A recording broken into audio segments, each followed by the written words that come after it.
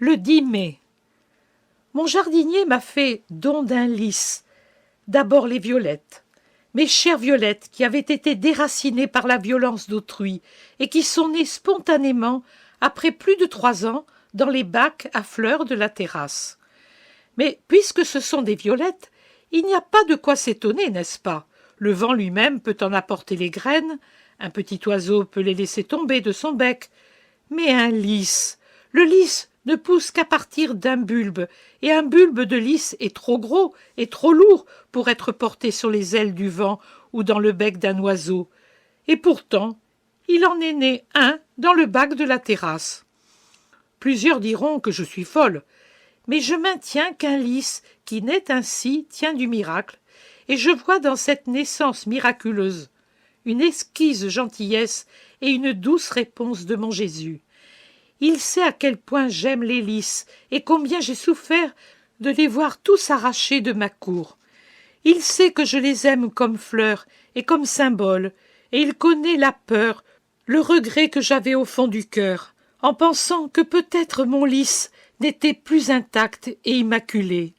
Et alors, d'un peu de terre négligée, maigre et durcie, désormais stérile, il a fait surgir un lys.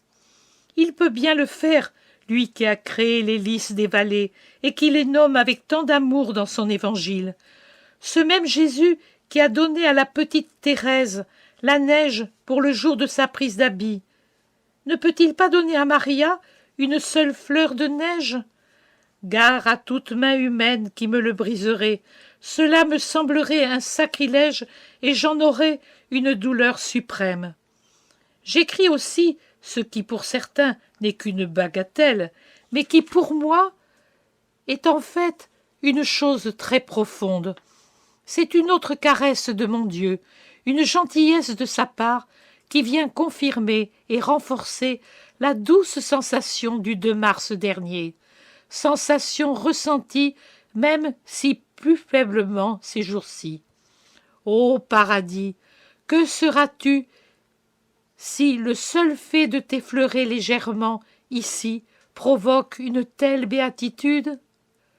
Je suis fatiguée, épuisée, et mon cœur se tourmente pour tant de choses. Je pense aux miens en Calabre. Je leur ai beaucoup écrit ces derniers jours, leur parlant ouvertement de Dieu et des devoirs d'un chrétien face à la mort. Je pense à Clotilde paralysée, je pense à Paola, à Giuseppe, aux théories saugrenues. Je pense à tous. Comment mourront-ils s'ils doivent mourir? Que la main qui a planté les lys et les violettes pour la pauvre Maria descende sur ses cœurs et les attire à lui. L'abbesse des trappistes m'écrit et je lui écris. Je suis contente d'avoir prié et de prier ainsi pour l'unité des églises. J'ignorais qu'on prie pour cela. Jésus, mon maître unique, m'a guidée, comme d'habitude, même en cela. Tout comme il m'a guidée vers sa servante, sœur Maria Gabriella. J'ai vraiment la sensation qu'il me tient par la main et qu'il me conduit là où je peux trouver le bien, ou des âmes qui, étant déjà dans la gloire, sont en mesure de m'aider, par leur doctrine de sainteté, dans mon œuvre de sanctification. Je peux affirmer qu'il ne m'est jamais arrivé de chercher à connaître une vie dans laquelle je n'ai trouvé quelque ressemblance avec la mienne. Ressemblance en beaucoup plus grand et plus parfait, mais ressemblance néanmoins. J'ai lu d'innombrables vies, mais pour moi-même, je me suis toujours procuré celles qui présentent des points de contact avec ma vie insignifiante, grâce aux résonances qu'elles ont en moi, alors que les autres ne suscitent en moi qu'une admiration stérile et rien de plus.